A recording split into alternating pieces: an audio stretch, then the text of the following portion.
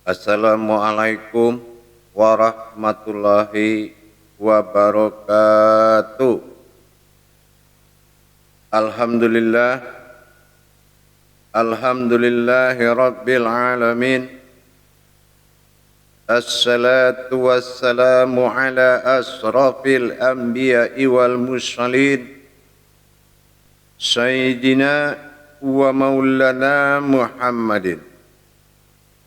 Asyhadu an la ilaha illallah wa asyhadu anna Muhammadar Rasulullah. Allahumma salli ala Sayyidina Muhammadun musabihil wal ikram, ya wal jalil wal ikram, wa tahirin wal mujahidina amma ba'du, ibadallah wa ittaqullah. Bersyukur kita kepada Allah dengan mengucapkan alhamdulillahirabbil alamin atas segala karunia limpahan rahmah dan hidayahnya, serta dengan izinnya juga kita dapat menjalankan amanahnya, beramal dan beribadah dunia akhirat, zahir dan batin.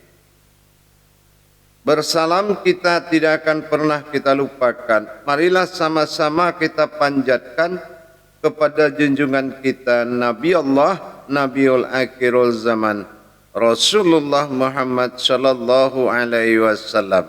Atasnya kalamnya kita bacakan Allahumma salli ala Sayyidina Muhammad wa ala alihi Sayyidina Muhammad. Alhamdulillah, para hadirin, para pemirsa, kaum muslimin dan muslimat, saudaraku semuanya yang dirahmati Allah, jamaah rahimakumullah. Insyaallah dalam waktu dan kesempatan ini saya akan berbagi ilmu, berbagi wawasan tentang pendalaman ilmu sholat. Pendalaman yang dimaksud di sini adalah meningkatkan ma'rifat dari kodrat sholat. Peningkatan ma'rifat sholat ini yang akan membuat sesuatu pensaksian yang penuh, sehingga tidak ada lagi kesempatan setan dan iblis untuk merusak pandangan kita. Karena itulah salah satu yang dicari oleh mereka, bagaimana kekosongan pandangan umat Muhammad itu terjadi dalam sholat. Bukan hati yang diganggu, tapi pandangan. Kenapa? Karena sholat itu fardu ain, wajib ain menyaksikan atau melihat. Jadi kalau sudah alam penyaksian ini terganggu, otomatis semua perbuatan hakikat akan hilang. Insya Allah kita akan bicara tentang wujud berdiri dan wujudnya duduk. Inilah yang penting. Awal, Allah bersifat awal, Allah bersifat akhir. Allah fil awalu wallahi fil akhirun. Aku juga yang bersifat awal dan aku juga yang bersifat zahir atau akhir. Nah, ini artinya aku adalah aku. Aku dikala berdiri dan aku dikala duduk. Ini yang harus kita bahas.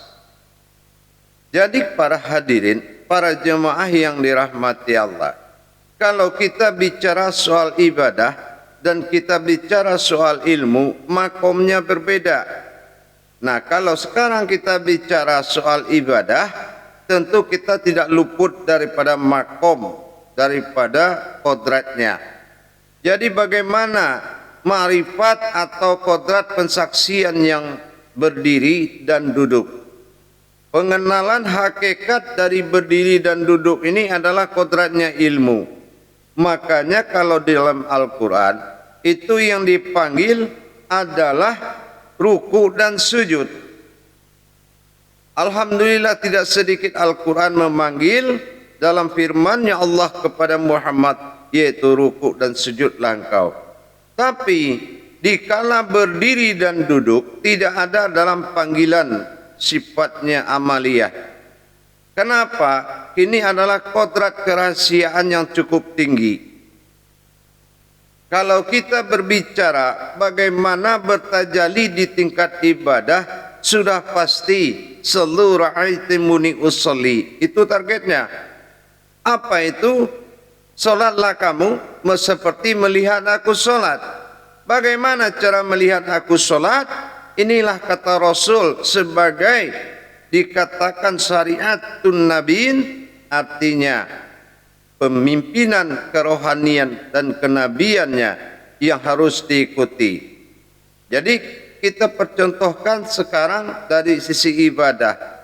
Kalau ibadah itu maujud tingkat ibadah, tapi bukan kodrat tingkat ilmu, ini pembahasannya beda jamaah. Beda para hadirin sekalian. Kalau pembahasan makomnya ibadah, Muhammad awal jadi. Artinya apa? Yang jadi adalah Muhammad. Mawujud Allah pada kodratnya Muhammad, berupa-rupa Allah pada Adam. Ini kalau ibadah. Nah, sekarang kita selesaikan satu-satu ibadahnya dan ilmunya. Nah, kita ambil sekarang dari sisi ibadah. Kalau dalam makom takbir, yang mawujud di situ adalah yang hijrah dan mi'raj adalah kodrat Adam kepada kodrat Muhammad. Nah, inilah yang dikatakan daripada sifat mi'raj. Ini juga yang dikatakan sifat hijrah. Jadi kalau kita mengkaji kodrat ibadah, berarti semuanya dipimpin oleh rohani kita. Bagaimana rohani dalam gerakan fi'ilnya Allah, dia yang memanggil ruku, dia yang mengajak sujud, maka jasad harus mengikuti.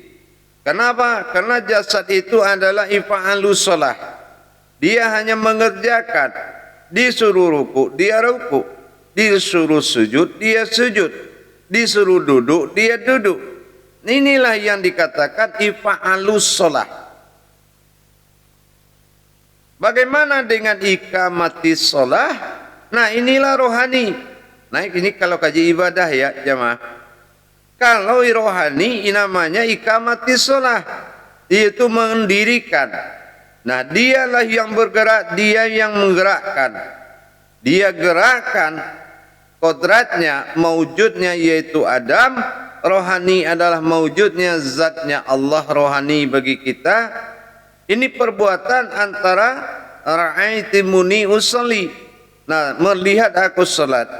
Jadi kalau kita melihat dia salat, begitu dia panggil Allahu Akbar, kita ikuti. Mulai takbirnya, mulai iqamatnya sampai takbir, sampai menjalankan ruku dan sujud, sampai duduk, sampai salam. Semua mengalami digerakkan, mengikuti yang menggerakkan.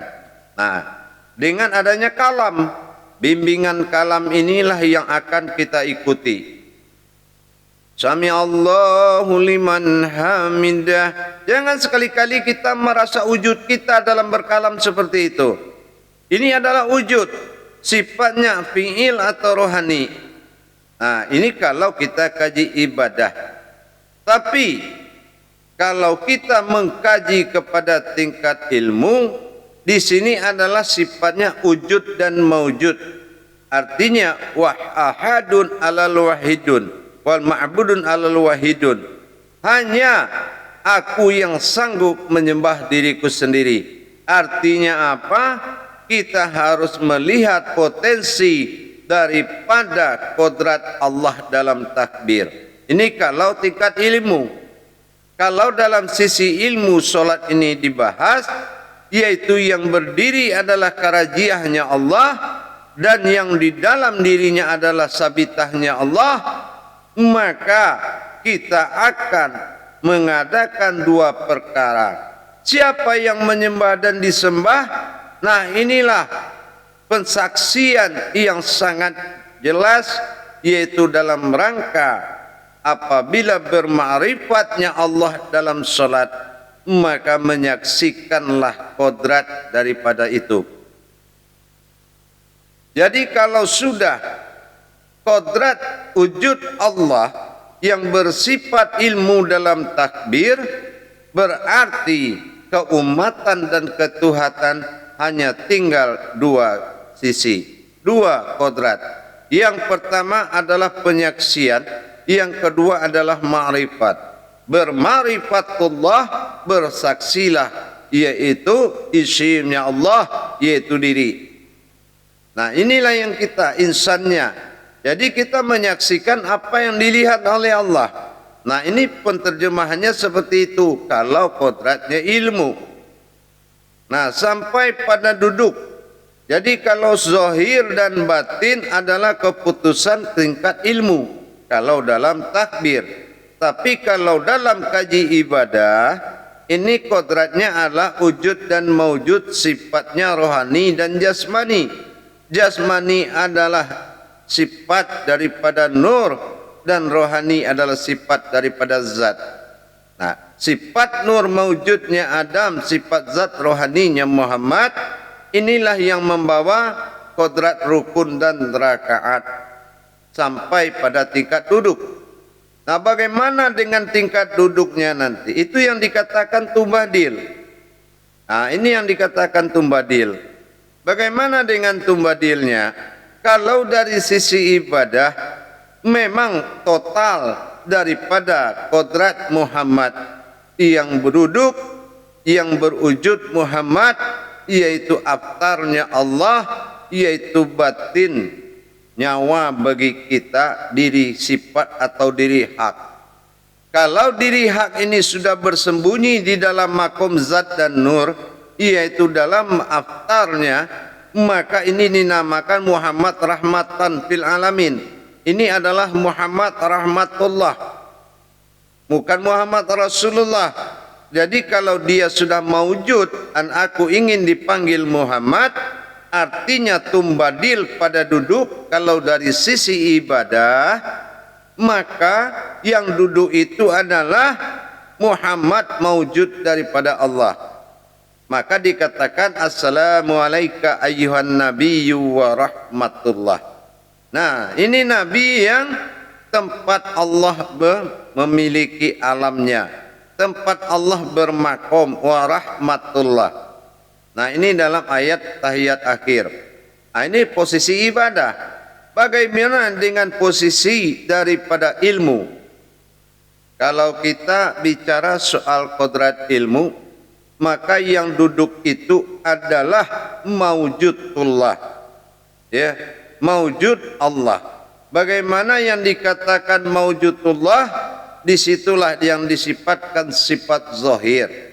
Kalau tadi daripada hakikat ilmu dalam takbir belum berwujud, tapi setelah dia dizahirkan di tumbadil duduk, maka kelihatanlah wujudnya. Berarti sir daripada alif takbir kalau dari segi ilmu itu adalah berdirinya ayan sabitah menghadap kepada batin bilah. Ayan sabitah ini adalah kodrat dari aftar Allah. Nah, inilah. Jadi kalau sudah zahir, maka dia menyatakan keumatannya kepada Tuhan wahid pada ba'dal tunggal. Inilah yang menuju duduk. Hakikatnya adalah menyatakan keumatannya. Aku dizahirkan untuk menyembah. Itu dari hakikat daripada tumbadil tadi. Jadi kalau sudah dia duduk dalam sifat tumbadil, maka dia memberikan tahu kepada seluruh alam. Artinya apa? At-tahiyatul mubarakatul taibatulillah. Tiga perkara ini, kekuasaan, kekuatan dan kerahmatannya akan diambil oleh Rabbil Alaminnya untuk dinyatakan ke seluruh alam bahwasanya Allah lah yang terkuat, Allah yang berkuasa dan Allah yang menguasai. Inilah pengambilan nama Rabb-nya. Ini kalau dari sisi ilmu, ini pengambilan kodrat daripada Rabb-nya. Nah, Rabb-nya setelah dia mendapatkan tiga dari Allah, at-tahiyat mubarakatul taibatulillah. Dari kalau penyampaian dari 3 hakikat tadi, maka dia sampaikanlah ketuhanannya kepada sekalian alam pada kanan dan sebagian kepada kiri yang termasuk seluruh makhluk yang ada di bumi dan di langit beserta di antaranya. Ini kalau pengkajian dari sisi ilmu. Tapi kalau dari sisi ibadah, nah itu adalah peran Muhammad menyampaikan amanah Allah, yaitu dalam rangka bertajali kita mengikuti sampai pokoknya kita mengikuti seluruh ayat muni usolli. Solatlah seperti melihat aku solat. Ikuti terus bahwasanya kita telah berukun kepada imam kita Muhammad sallallahu alaihi wasallam. Tergantung. Makanya dikatakan pengkajian ini untuk menaikkan derajat ibadah. Mana yang kita senangi, pasti semua kita senangi. Silakan dinikmati pola hidup dengan Allah di dalam solat. Nah, kalau sudah Muhammad pada awal jatuh kodrat ibadah, yaitu berpalingnya Adam ke maghrib, maka Muhammad menghadapkan wajah Allah kepada batinnya, bilahnya Allah. Jadi dia hadapkan wajah Allah kepada bilahnya, ke batin kalbi yang paling halus, wujud sir. Ke situ dia arahkan. Berarti dia menuju titik asal mula jadi. Itu kalau ibadah. Tapi kalau ilmu adalah kembali menjadi diriku lagi. Nah, disinilah kau kembalilah diriku kepada aku. Disinilah dia menyampaikan makna hakikat yang ada dalam solat yang menjadi sebuah doa. Apa rahasia berdiri, rukuk dan sujud dan duduk? Maka makna hakikat itu yang akan menjadi topik pembicaraan di dalam solat menjadi sebuah doa. Ini hakikat jamaah. Jadi kalau kita boleh memilih, kalau bagaimana dengan amaliyah? Kalau amaliyah itu beda takbirnya, mencabut daripada sifat qabla mutu anta mutu. Bagaimana kita mencabut ruh diri kita sehingga tinggal berdiri diri sendiri yang bernama sebuah diri. Nah, ini kalau amaliyahnya, maka dicabut seluruh qabla mutu, baru anta mutu, baru ente, baru kamu mati. Begitu kamu mati, disitulah insan berkalam ilahi kepada batin. Itu amaliyah.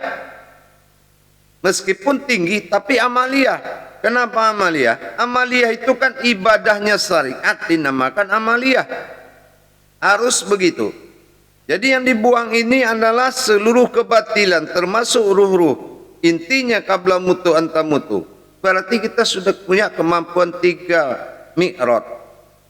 Meskipun Rasul mengatakan belajar kepada 7 tingkat mi'raj, kita harus melaksanakan 7 tingkat ma'rifat. Inilah umatnya. InsyaAllah jamaah, kalau kita sudah bisa dapat pembekalan seperti ini, alhamdulillah, solat kita indah sekali. Jadi yang duduk dari kodrat ilmu dan ibadah ini wajib betul-betul diamalkan. Tentunya berawal dari diri fanafilah tadi. Nah, jadi selalu kita mengamalkan ilmu solat. Begitu azan terdengar, lihat kemana kodrat azan itu ke dalam diri kita. Fanafilah, mana nurani, mana rohani dan rabbani tadi. Begitu berdiri, bagaimana rohani mendirikan nuraninya diikuti oleh Adam. Nah, ini tidak boleh lagi kita merasa dibawa oleh jasad. Bukan jasad yang membawa, mata batinmu harus hidup melihat rohanimu mewakili Rasulullah sebagai imammu dalam solat. Ini kalau jatuh kepada ibadah. Bagaimana kita berhakikat kepada seluruh perbuatannya. Nah, yang ketiga tadi adalah tentang wujudnya semata. Nah, inilah al-ma'budun wahidun al-wahadun. Bagaimana yang menyembah adalah diriku sendiri. Hanya aku yang mampu menghadap diriku sendiri. Ahadun wal wahidun. Ahadnya aftar, wahidnya aku. Allah illah. Inilah puncak syahadat. Mana bentuk wujud yang Allah dan ahad ihad tadi? Illah dan Allah. Illah kepada kodrat rohani, Allah kepada kodrat jasmani. Inilah aftar dan ba'dal, ahad dan wahid. Ini kalau kaji kepada ilmu. Tergantung kita makomnya senang dan indah di mana. Alhamdulillah jamaah. Nikmat sekali kalau sudah berilmu dalam sholat. Nah, begitu juga nanti setelah kita kaji satu persatu dari rukun dan rakaat ini akan menjadi ajang marifat atau penyaksian. Apa yang dilihat Allah dalam ruku, apa yang dilihat Allah dalam sujud, apa yang dilihat Allah dalam duduk, apa yang dilihat Allah berdiri itu siapa sampai dia berdiri lagi, sampai dia sujud lagi dan sampai mengakhiri. Nah, ini akan kita kupas di saat tayangan berikutnya. Tapi yang jelas, mikrot dan duduk tadi, berdiri dan duduk, ini sudah bisa kita pahami dari sekarang. Kalau sudah ilmu yang berbicara, aftar dan ba'dal, hanya jalur tauhidnya penyaksian dan melihat. Yaitu melihat Allah, apa yang dilihat Allah, itu yang disaksikan. Inilah kalau tingkat ilmu. Bagaimana cara Allah melihat? Itulah yang dikaji dalam hakikat rukun dan rakaat.